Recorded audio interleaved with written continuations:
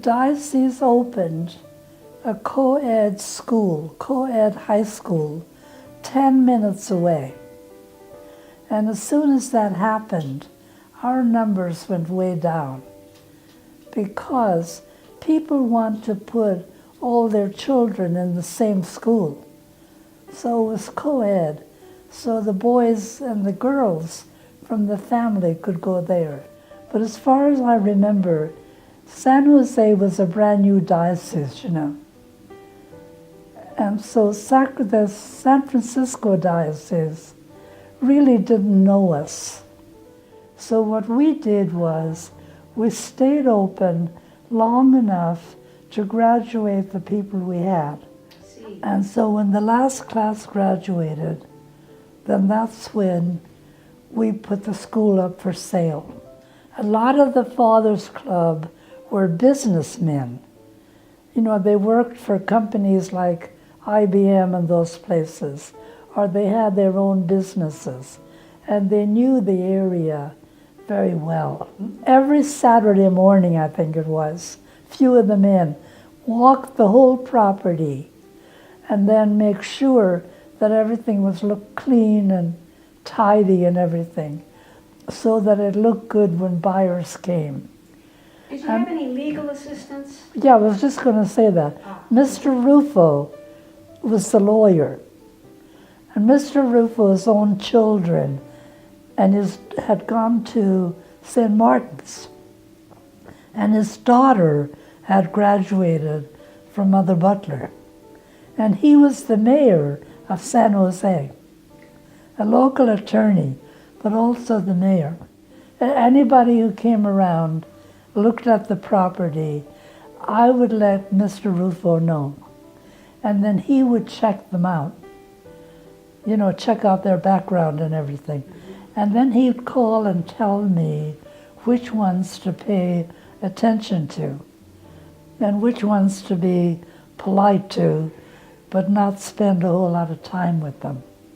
I think it took the better part of a year. I don't recall, but it was several months, because that's why I started going to Santa Clara, because I was there by myself. Everybody else had moved out. And I, you know, just doing nothing all day, except showing people around when they came.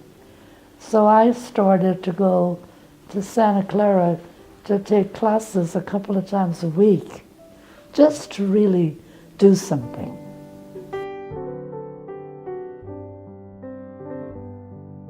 It was a private school in Palo Alto that had 2 campuses. You know, their school was on 2 separate campuses. And they were trying to find a place that had enough property so they could combine their 2 schools into one. And we had, I don't remember exactly, but something like 12 acres, something like that. 12 to 15 acres, considerable amount of land.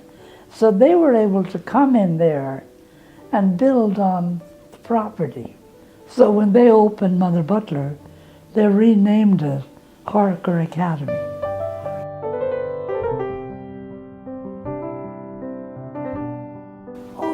They were very fond of our community because, see, we were staffing 3 parochial schools in the area: Cupertino, St. Joseph's, St. Martin's, and Queen of Apostles.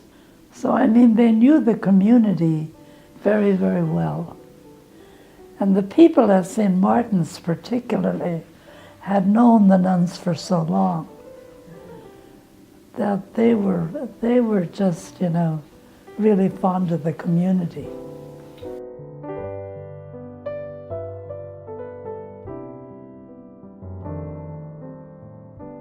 We had really good students.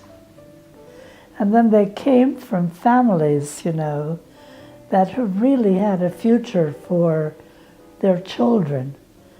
And they all wanted them to go to college and then go and get a profession. So we had the whole atmosphere was like very fit in very well with having a good school.